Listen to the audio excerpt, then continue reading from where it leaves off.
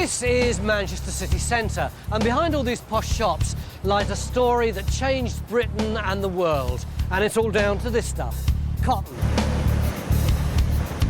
It's only just over 200 years ago that cotton cloth started to be manufactured in this country, and Manchester soon became the powerhouse and driving force behind the new cotton industry. The building at the heart of this story lies here in the city centre, and it revolutionised British society. Built in 1780, on this spot was the first cotton mill in Manchester. Today, it's buried under this car park, and we've got just 3 days to locate and retrieve one of the most important historic sites in Britain.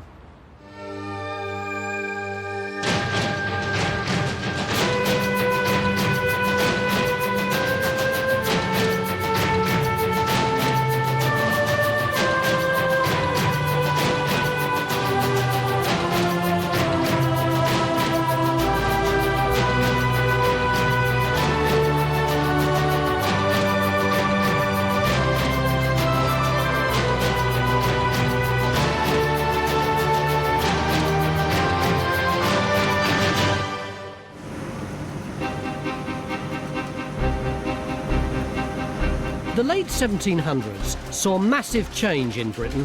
The development of steam engines meant the first use of huge machines. These were particularly important to the rise of the cotton mills. Manchester was at the forefront of this change. Its very first cotton mill was built on this site in 1780 by entrepreneur Richard Arkwright. His mill housed steam technology way ahead of its time. Not that you'd know it today. Francis, if there was a mill here, they've managed to wipe out every single piece of evidence of it. Well, not actually, Tony. Behind you there, you can see you've got cobbles. Now, I think that was the surface of the yard that went outside the mill. That's certainly early 19th century cobbles. So presumably then, Mike, the front of the mill was ran along those cobbles. Yes, Francis, we've actually got a number of maps. This is one from 1831, and it shows the mill as a rectangular building with a reservoir below it, and then the cobbles running in between. If we know that, then why are we bothering to dig the site? Because although this is a factory that's been used for 150 years, Tony, we don't know how the mill was laid out, we don't know how it develops. But digging one rectangular building isn't going to take 3 days, is it? Not one building, it's been rebuilt a number of times. Burnt down in the 1850s, for instance. So how are we going to locate it? Well, you see, we've had a bit of a deliberation about this. The obvious one would be to whack a trench right through the middle of it, but we really want to find out a bit more about how well preserved it is, where the width of it is. So what we're going to do is just pop one in through there.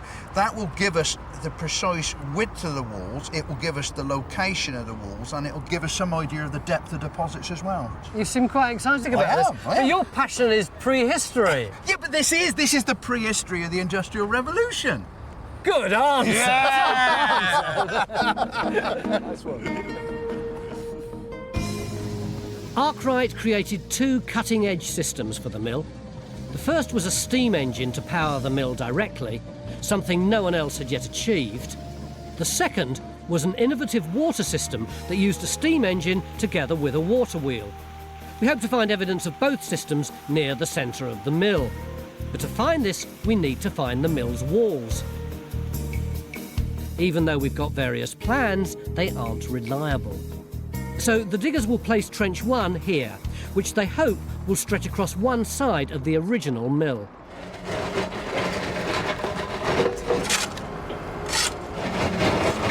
The site hasn't been developed since the Blitz of 1940, when a mill rebuilt in the Victorian era was destroyed by the Luftwaffe.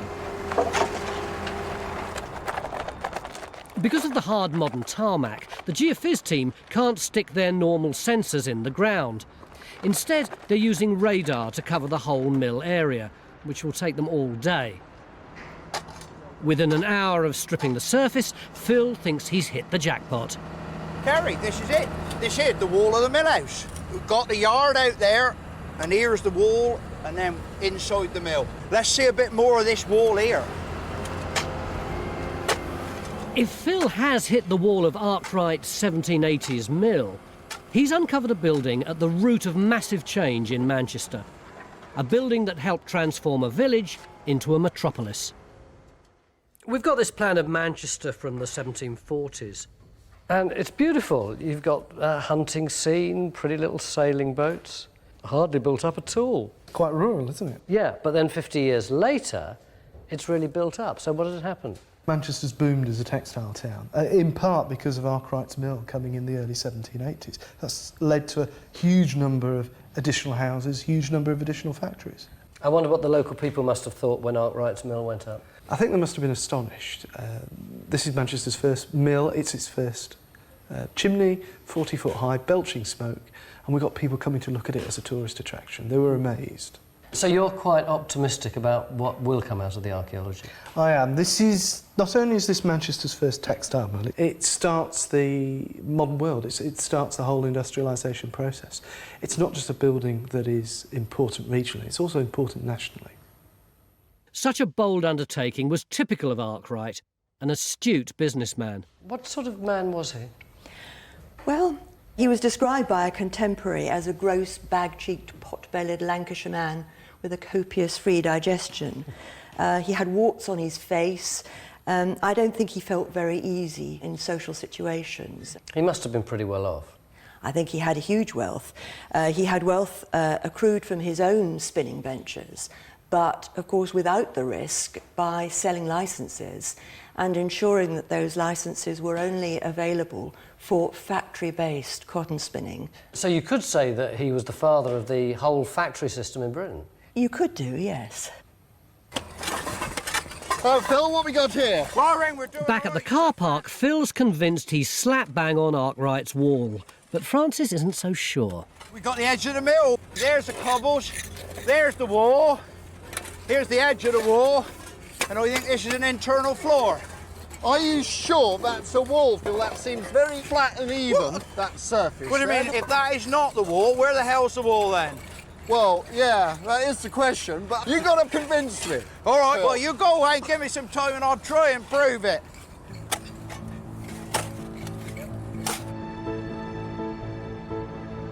While we don't know exactly where the walls are, we've got a good idea of the dimensions of the mill. Arkwright built his mills to a standard size. This was determined by the huge machines inside the mills, like these ones at Quarrybank Mill Museum just outside Manchester. The dimensions of the Manchester Mill are also in archival records, about 30 feet wide by 170 feet long.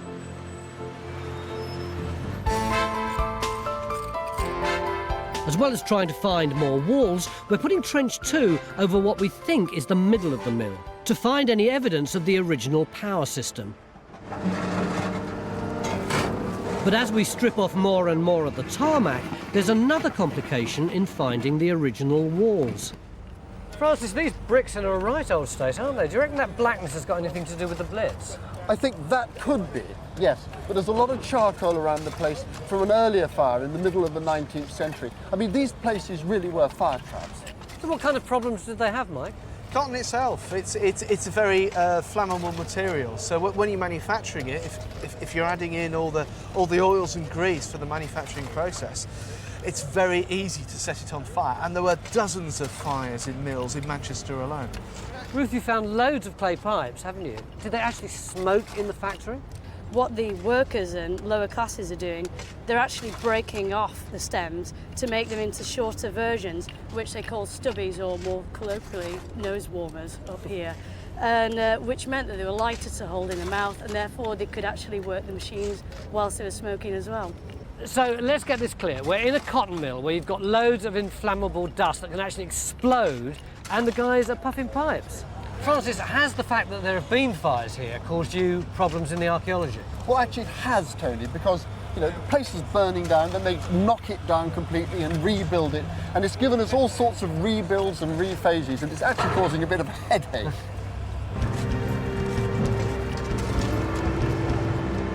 Despite the rebuilds, the team suspect that the best place to find an original wall is where the cobbled road leading up to the mill stops.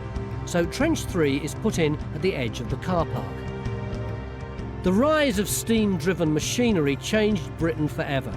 Huge numbers of people flooded into the cities where factories provided work. But such immigration brought about terrible living conditions.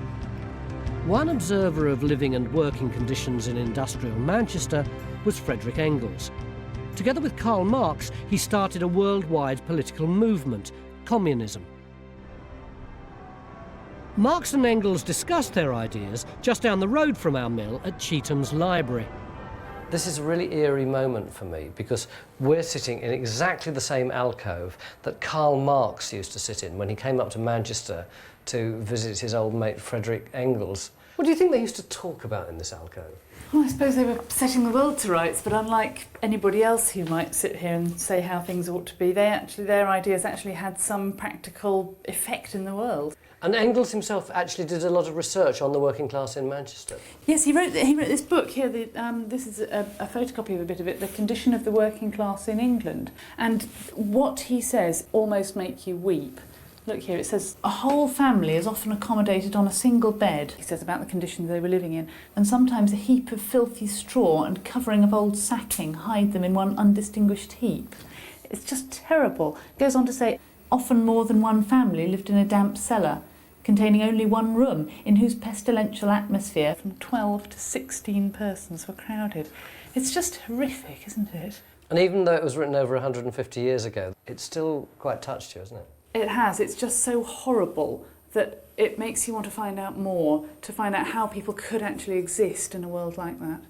Do you want to hold it on the fence for me, Helen? Just hold it on that. At the top end of the car park, Helen starts her investigation into the living conditions described by Engels.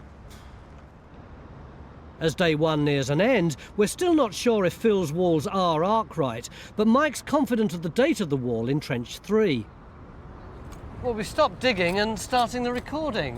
What's happened here? Well, what we've got here, Tony, is we've got the end of the mill. We've got the cobbles here, Yeah. and then we've got a line of bricks. They're a bit bashed about by a couple of holes which have been bashed through in the mid-20th century, but either side we have brick walling. You see there's got 2 rows of bricks here, and then a row of bricks and some stone sets over here, and we think that's the doorway into the mill. You say it's the doorway into the mill, but earlier you said to me there were lots of mills at different times. There are lots of mills. Now, we're pretty certain this is Arkwright's 1781 to 82 mill. Why? This is a brick from 1854. It's very sharp, it's wire cut, and it's quite chunky, very nicely made. However, that is a brick from this wall.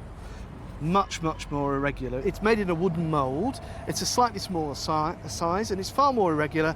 And this was made in Manchester between 1780 and 1820. This is the brick from Arkwright's first mill. I bet you're glad you found that. Absolutely delighted. So, Matt, what are we going to do with this trench now? Well, that's it really, Tony. It's job done here, but we have got a bonus in that when we got to the end of the trench, we've got this huge stone column base here, and if you look closely, you can see the circle there where the cast iron flange would have been at the bottom of the column, and these would have run all the way down the centre of the mill there. So presumably that's proof positive that we're right inside the factory. Absolutely. By the end of the day, we've found at least one piece of original Arkwright wall, and we're uncovering possible sites for the engine. And there's a whole other side of the story yet to explore.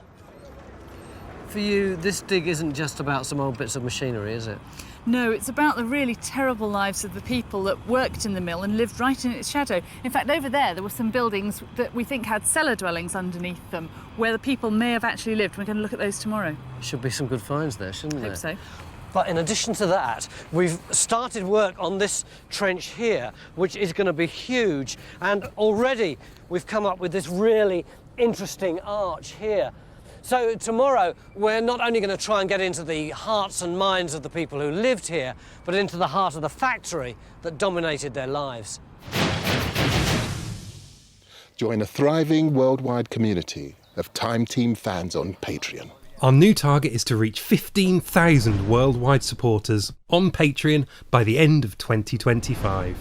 This will enable us to continue expanding the Time Team world, with more digs and greater access than ever before.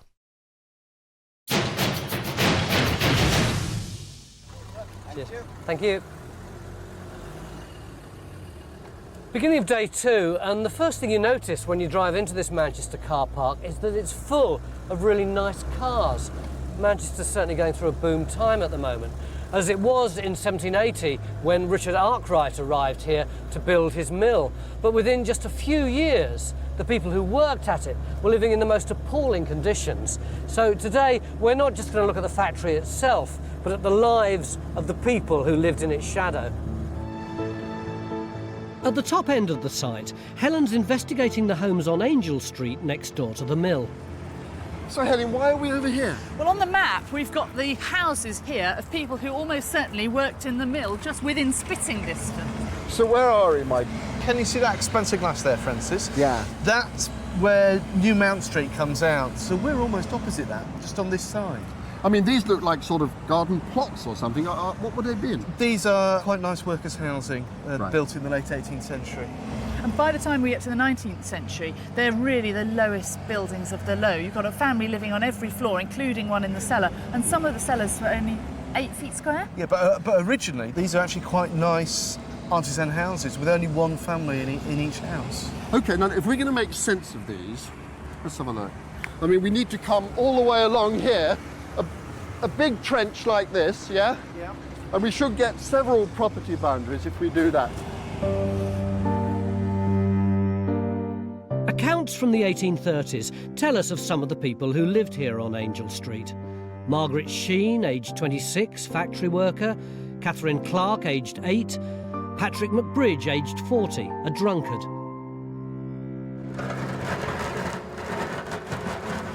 In an attempt to find the homes of those who lived here, Bridge tears up more tarmac.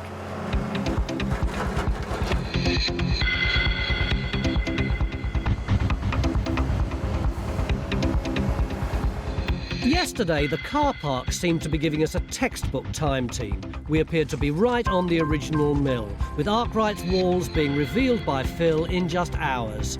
We also found an arch which we hoped would help us to find the steam engines, but it's not obvious whether this arch is from the first mill or a Victorian rebuild. Mike, am I right in thinking you think that this is the Phase 1 Arkwright wall? I do. Looking at the bricks, I think this is our original Arkwright material. Well, you see, I've just been looking at it, and this wall sits on top of this wall here. So I think this wall's got to be later. Well, it does look like that, doesn't it? If you look at that break, it sits on it. But these bricks are early. These are the same type as this, which would make them Arkwright as well. Well, in other words, the whole thing is Arkwright. Yeah. I mean, there's no question. That wall there is later than that wall. It sits on the plinth there. Confused? So are we. Suddenly, Mike and Phil realise that 1780 bricks may not mean a 1780 wall. So this arch may be nothing to do with Arkwright's engine. Worse, all the dating they've done on the walls of the mill so far is thrown into question.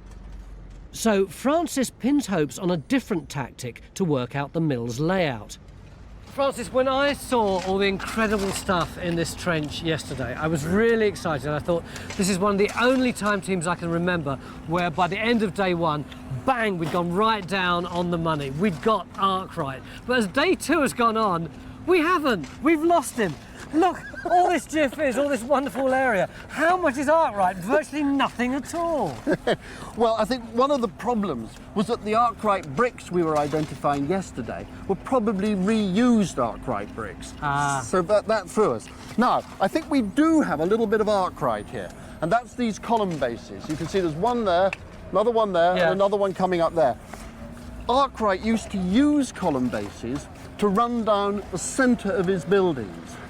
So that gives us the alignment, because we've also found one in that little trench over there. This tiny little thing here, yeah. That's right, and that also had the only bit of Arkwright wall that I'm prepared to swear by.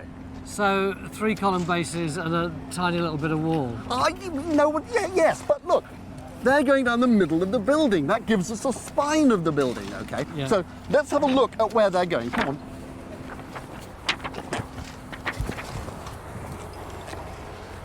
Right. Now, you can see where those two ladies have obligingly stood. Yeah. Hello.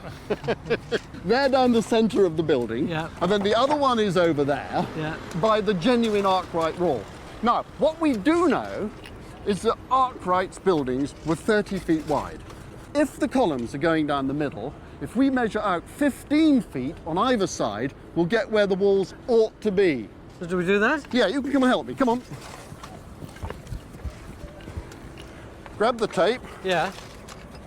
Hop in next door to that column. Yeah. From the middle of the column? The middle of the column. Right. You all right? Yeah. Excuse me. Here we go. 12. Here we go. 15 feet. Right. So the wall, by rights, ought to be here. And there's solid brick all over it. Yes, that's a slight problem, isn't it? What we'll do is look underneath them just to make sure that there is wall there. And if we are on the money there? It's Arkwright's Mill. So we go on it? We dig it? Yes. You sure? Certain. Bridge has made great progress on her Angel Street house, revealing nearly a complete cellar dwelling in just a couple of hours. Victorian reports from Frederick Engels and others describe the hardships of living and working in the mills of the area. One of our team, Stuart, has got a personal insight into what mill life would have been like. His mother worked in a mill near Leeds. I remember how little money we had in those early days, and I can remember hiding from the rent man because when we were a bit short on a Monday night, we used to have to keep quiet, and the lights were turned down because the rent man was expected and things like that. It's weird because whenever we talk about mill life, it seems like it was another era. It's amazing to me that you, who are a relatively young bloke, Thank you. still remember it. Well, I do. I grew up with it. My mother was a weaver, worked in the weaving sheds all her life. She was incredibly physically strong. She worked 8 looms at once, but had to keep them all going the whole time, so incredibly hard physical work. You know, one of the historians told me, and I thought this was so extraordinary, that all those northern comedians who used to speak like that with all those gestures, they actually did it, not as an affectation, but because virtually all of them worked in the mills, and it was so noisy there that they continually had to do all that elaborate communication, otherwise no one would ever understand what they were saying. Yeah, and I can actually remember the looms turning, the noise, the workforce, the people. And one thing I remember about the loss of my mum's friends, the weavers, is that they'd lost fingers. Because when the shuttle was going backwards and forwards, you had to catch it and turn it round. And if you didn't get it right, it took your finger off. And I remember a lot of my mum's friends all sort of missing the odd end of their finger or a finger missing and things like that. So injury and deafness and hard work were all part of a weaver's life.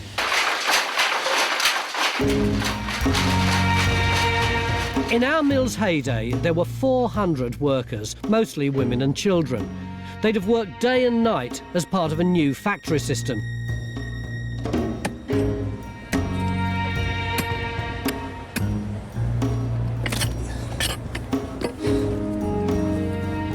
Today, we're still having trouble finding the walls that define the mill.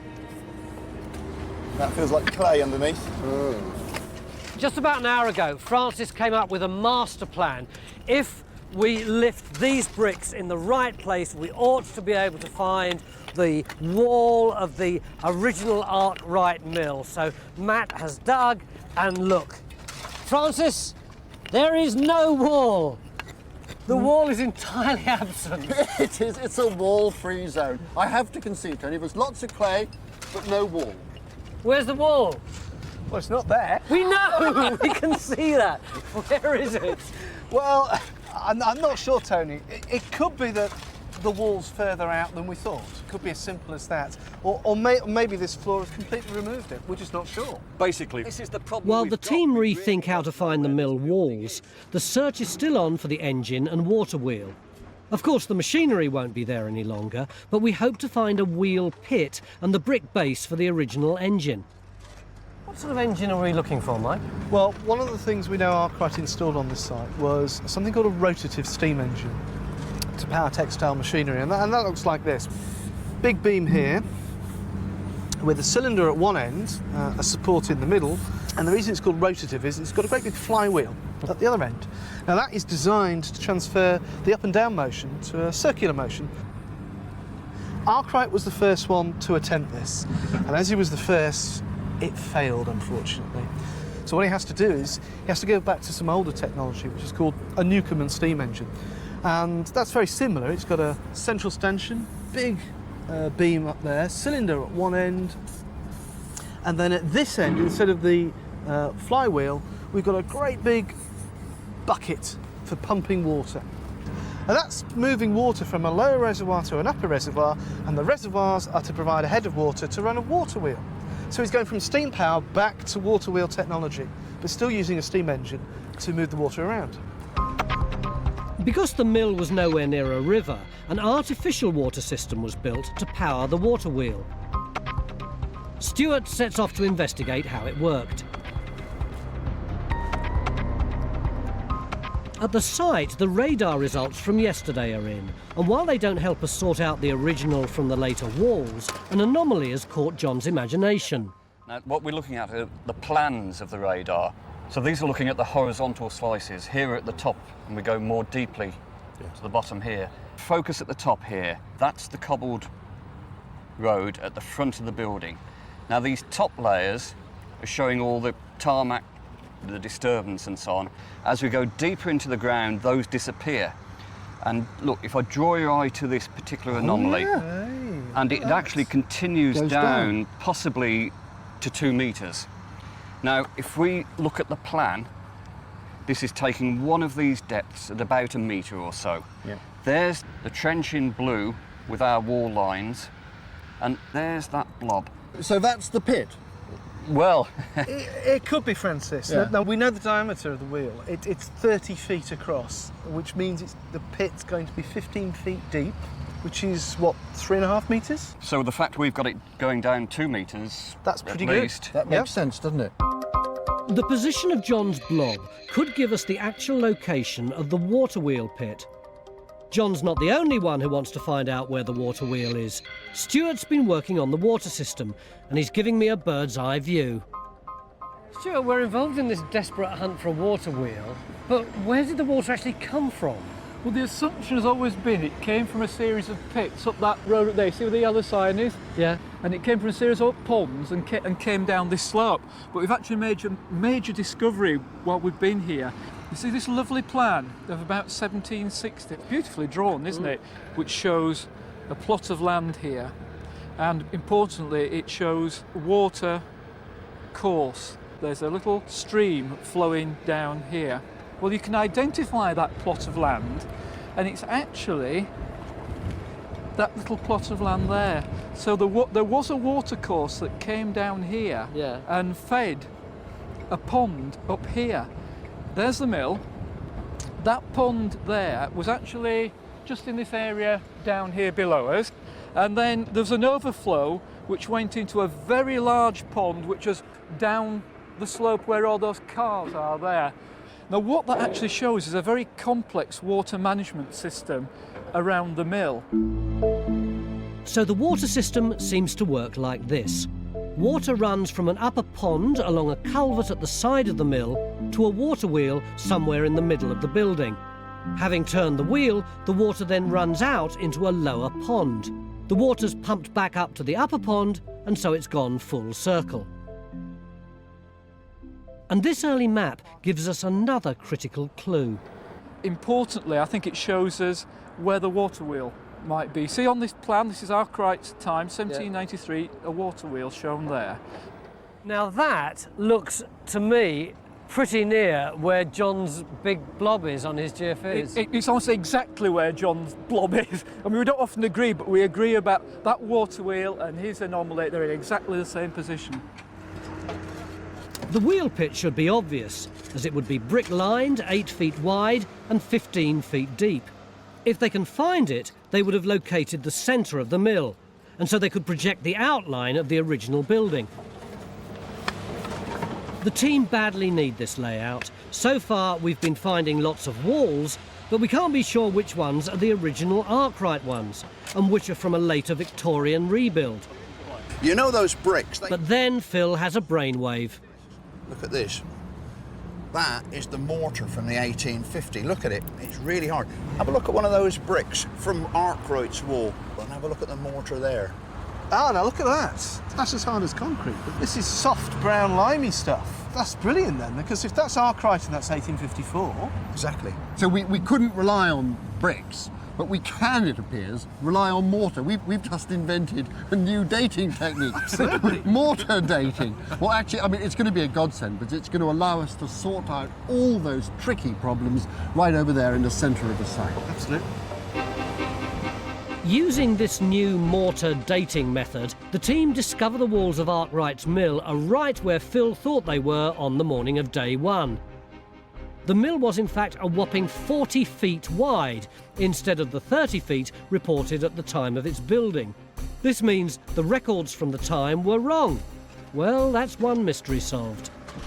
After 2 days of arguing and geophysics and excavating, at last we think we may have the walls of Arkwright's mill. In addition to that, in order to try and find out how it actually worked, here we think we've got the water wheel. It's not those flagstones, they're part of some later 19th century pathway, but if we whip up those flags tomorrow, underneath it, hopefully we'll get the mill.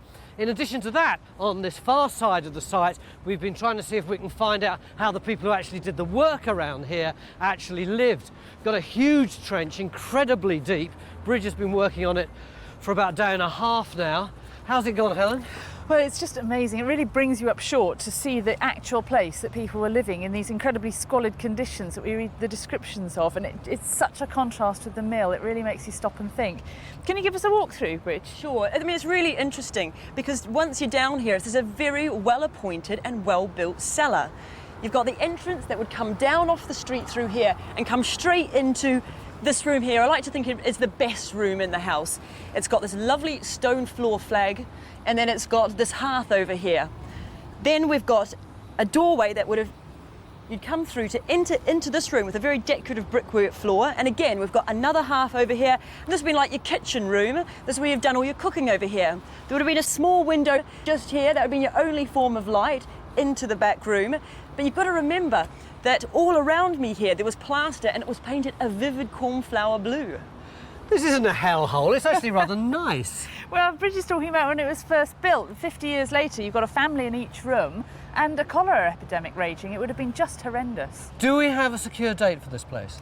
Well, we do, actually. Embedded in this piece of plaster is what looks like a coin. And if we can get the plaster off, if we can clean the coin up, we might get an exact date.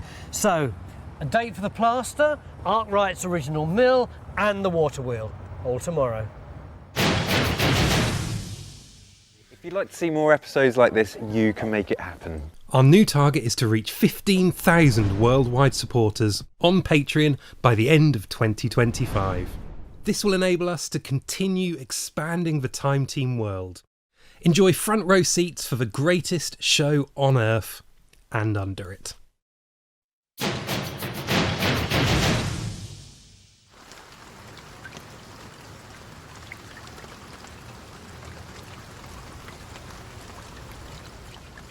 Beginning of day 3, and guess what? It's raining in Manchester.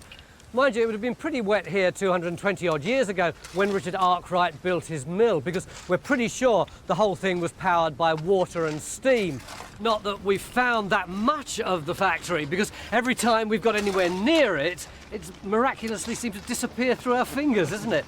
So are you really confident that we actually do have the water wheel here? Yes, absolutely. Oh, hooray, hooray, hooray. And yet you've been found wanting so many times over the last 48 hours. Why are you so sure? Well, all the maps tell us the water wheel was in this position here where we stood.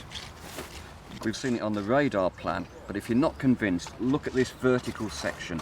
There's the top of the ground. That red line marks that road surface.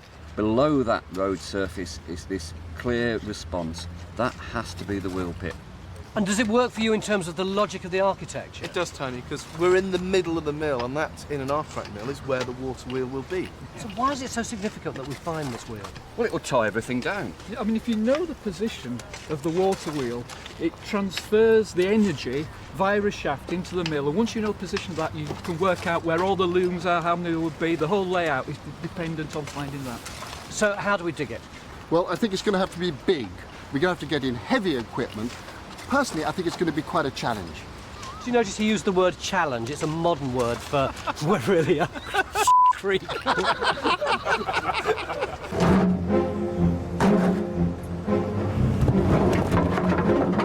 The diggers get down and dirty on the area where the team are convinced the brick-lined water wheel pit is.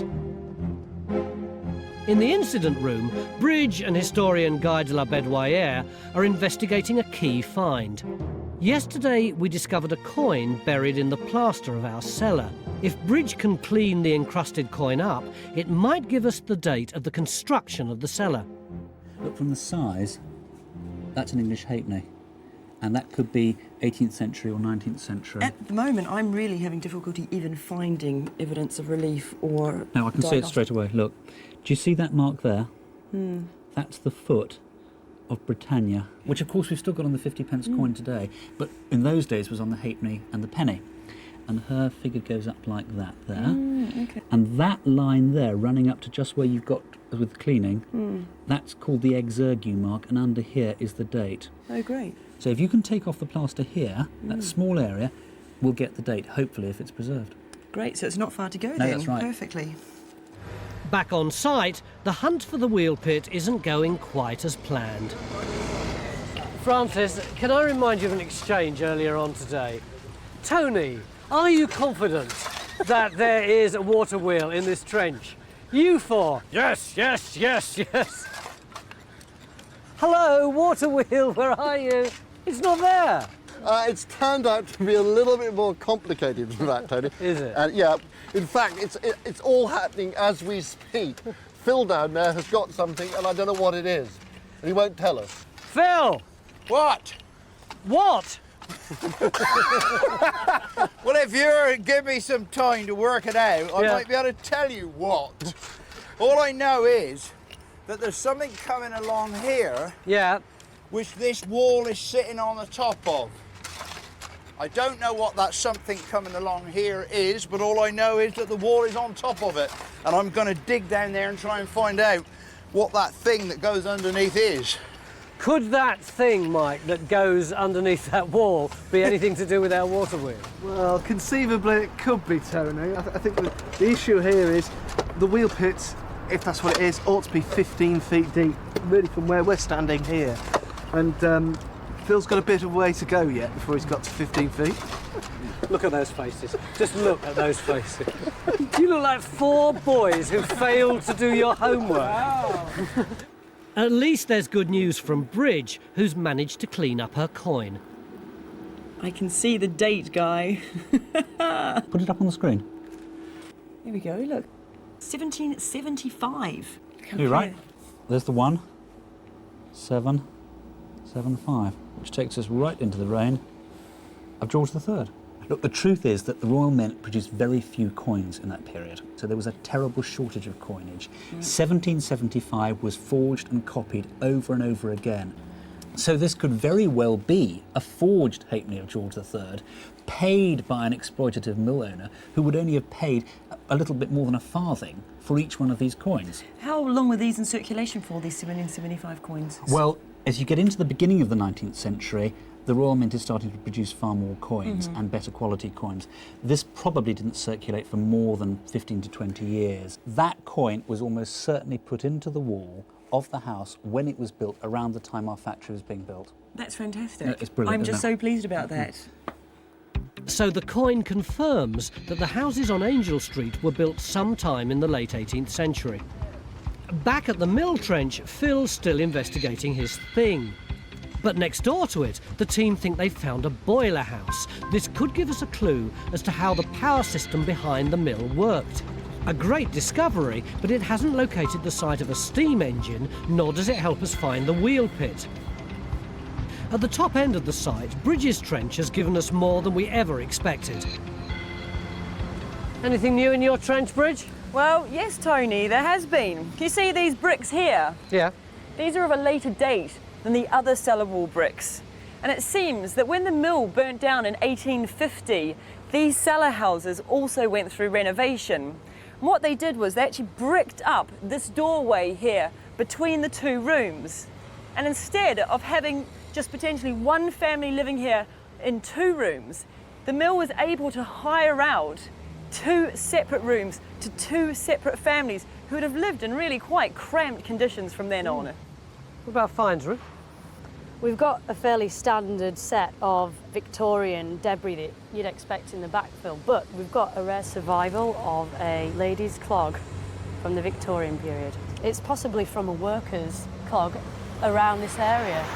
However, we know that they weren't wearing clogs in the mills at that time. They actually used their bare feet to pick up stray lumps of cotton on the mill floor. So quite a nice little touch there. But not our date. No, unfortunately. But we have got something that is our date. I've been looking through the poor rate books. See, it says Angel Street here. Number 35, which I think is this very house here, we can see that it's divided into house, cellar and shop, and we've got the actual name of the person who was renting this out. We know it's William Metcalfe. So we've got a name of a person who was here in 1841 in exactly our cellar. Francis! Yeah? Got it! Really? Yes! Yards away, Phil's now uncovered the thing that ran under the wall. Come and have a look. Oh, heck. What do you think of that then? I wasn't expecting that, Phil. It's a 20th century drain. Well, I'm completely gobsmacked. Right, we still got to find the mill wheel, haven't we? Otherwise, Tony's going to make my life hell. Oh, well, that's all right then, Not only will they be given hell over a modern drain, but the boiler house they excavated earlier turns out to be from a later period. In a last-ditch attempt, the team excavate the brick-lined pit underneath it. But at least our researchers have come up trumps. In the early 19th century, Manchester boomed as a cotton town and the population exploded. Today, with so much recent development in Manchester, there's little left of the places once home to workers who crowded the city. Hello, Tony. Is the cellar through there? Yeah, straight through there. Thanks a lot. But minutes from the site is an untouched testament to our story. Cool, look at that. Oh, are we going to fit through that? No idea. Hidden underneath a modern shop is a rare gem, a cellar dwelling. Wow, come and have a look. God, it stinks, doesn't it? Yeah, it's really damp and really close. Slightly disorientated. Well, that's the front, that's the road. Right. And it's actually about the same size as our Angel Street one. Oh, look at this manky old floor. It is revolting, isn't it? Looks like it's actually made of ashes from the fire. And look at that, that's a huge, great fireplace that's been put in later. It's really badly built. A right old state, isn't it? Yeah, presumably fire underneath, oven above. Presumably there would have been some light here. There would have been a window there. You can see where it's been bricked up. Oh, yeah. But there would never have been much light because when the panes of glass broke, they generally couldn't afford to replace them, so just shoved rags in the holes. Do we know what date this cellar was built? It's about the same date as the Angel Street house. It's about 1790 odd. Can you imagine what it would have been like living in here? How many people do you reckon? Well, 1, 2, 3 families. 3 families in this room? Could have been, yeah, 12 or 16 people, they say, living in one room. And you reckon there would have been this kind of damp? I don't see how they could have not had it. Cooking in here, Yeah. all breathing. Going to the loo? Yeah, no sanitation, no running water. Horrible. Do you reckon it would have stunk like it does now? Oh, more so. Oh, keep a pig down here. It just gets worse and worse. Disgusting. Back at the site, with time running out, the pit they're investigating has just got deeper and deeper. I reckon we might actually finally have this well pit, you know. That is deep. That is deep. How deep are you now? Well, I did dangle a tape over there and it was 12 foot, so it's supposed to be 15 foot, so my money's on 3 more foot. And that's 8 feet wide? That's 8 foot wide, just bang on the money for that one. And we didn't see it. Mike! Francis. Come over here, got something I want you to see. On the other side of the mill, Francis may have found something even more exciting under the arch found on day 1. All the walls down there, all 4 of them, appear to be lined in this stuff, and it's all the way round. Well, that looks like that pitch or bitumen, but that's the sealant. That's right. Then presumably that hole was designed to take water. That's going to protect the brickwork. Yeah, it would have to be watertight, so to protect the brickwork. So what's going on? That could mean that's the well. They could be pumping water. Aha, they're pumping water. No, this wall behind me is very thick. It's just possible, Francis, that we've got one end of our Newcomen pumping engine. Right. That would be incredible, because that would mean this is the engine Arkwright installed in the 1780s after the attempt at steam power failed. But we're in the middle of the mill. Well, exactly. I mean, you don't normally put them there, do you? No, but what if this is the very first steam engine he installed, the 1781 one, which was meant to be running the machinery? That would have to be in the middle of the mill, like a water wheel, to run the machinery. It failed, but instead of building a new engine, they adapted it as a pumping engine. That would mean that we've found our 1781 engine and it under our very noses. It was here all the time. Okay, thanks, Mike. Amazingly, in the last hours of day 3, we seem to have found the most important parts of Arkwright's mill. Mike, you lot have been making me promise after promise for the past 3 days. Have you delivered? We have, Tony. Just look at this. It's deep. It's massive, isn't it? I said to you that if we had the wheel pit, we needed a hole 8 foot wide and 15 foot deep, and preferably 30 foot long.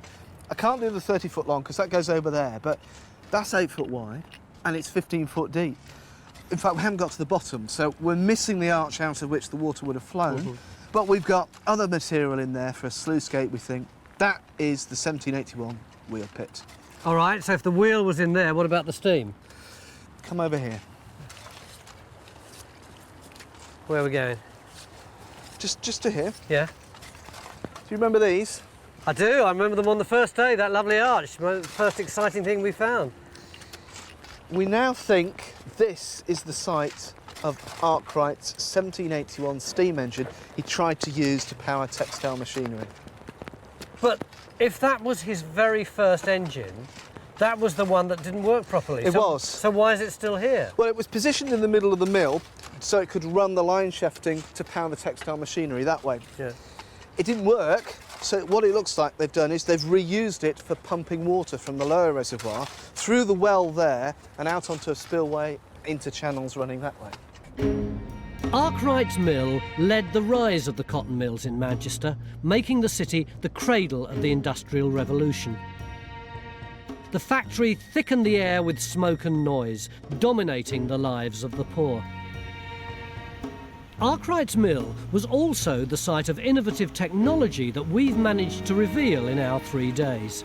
This is how we think our mill worked. An artificial water system drove the machinery.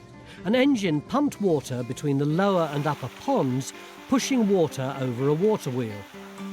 It was a radical system for its time, but not as radical as the failed system it replaced. In 1781, Arkwright first installed a steam engine to drive the machinery directly. It didn't work. But this technology did inspire others who eventually succeeded, and within decades had taken over and mechanised British industry. How significant a find is this? This is monumental. This is what we've been looking for. This is the first time somebody has tried to apply steam to textile machinery. So this isn't just archaeology, this is history. This is where the modern world begins.